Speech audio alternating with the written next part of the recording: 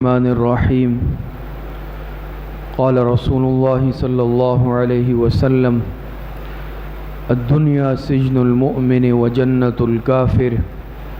جناب رسول اللہ صلی اللہ علیہ وسلم کا ارشاد مبارک ہے، یہ دنیا مومن کے لیے قید خانہ اور کافر کے لیے جنت ہے۔ اس دنیا کو حدیث مبارکہ میں مومن کے لیے قید خانہ قرار دیا گیا اور کافر کے لیے جنت کی طرح قرار دیا گیا۔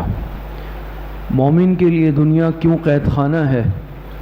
اس کی ایک وجہ علماء نے یہ لکھی ہے کہ جس طرح انسان ایک قیدی قید خانے میں قید ہو تو وہ مکمل طور پر آزادانہ زندگی نہیں گزارتا، بلکہ اس پر قانون کی طرف سے کچھ پابندیاں ہوتی ہیں اور وہ ان اصولوں کی پابندی کرتے ہوئے زندگی گزارتا ہے، پابند زندگی گزارتا ہے، آزاد زندگی نہیں گزار سکتا۔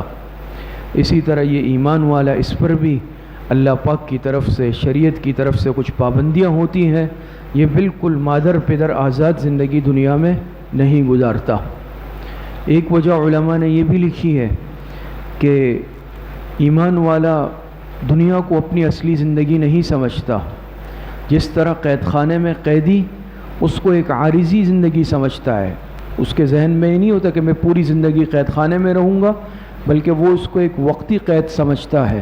اسی طرح ایمان والا بھی اس دنیا کی زندگی کو عارضی اور وقتی زندگی سمجھتا ہے اور آخرت کو اپنی اصلی زندگی سمجھتا ہے، لہٰذا اس میں وہ قیدیوں کی طرح پابند ہو کر زندگی گزارتا ہے، شریعت کے احکامات پر چلتا ہے۔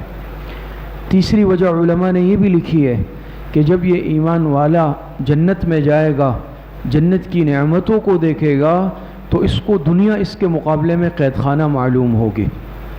اور کافر کے لیے دنیا جنت ہے، جس طرح جنت میں ایک جنتی آزاد زندگی گزارتا ہے، کوئی پابندی نہیں، تو اسی طرح یہ کافر اس دنیا کو اپنا سب کچھ سمجھتا ہے، دنیا کو اپنی اصلی زندگی سمجھتا ہے اور یہاں بالکل آزاد زندگی گزارتا ہے، جس چیز کو دل چاہا، خواہشات نفس پر، شہوات پر چلتا ہے، گناہوں والی زندگی گزارتا ہے، تو اس اعتبار سے کافر کے لیے یہ جنت ہے۔ یا پھر جب یہ کافر جہنم میں جائے گا، وہاں کی ہولناکیوں کو دیکھے گا، اس کے مقابلے میں اس کو یہ دنیا جنت معلوم ہوگی۔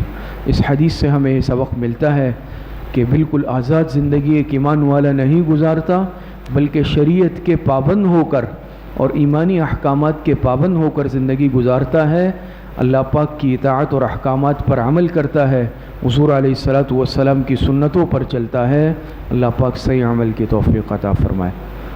الحمدللہ رب العالمین والعاقبۃ للمتقین۔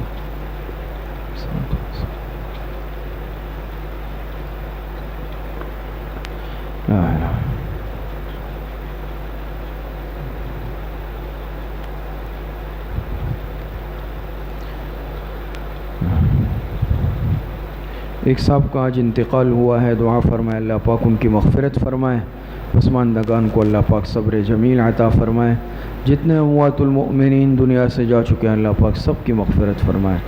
وصلی اللہ وسلم علی نبینا محمد وآلہ واصحابہ اجمعین برحمتک۔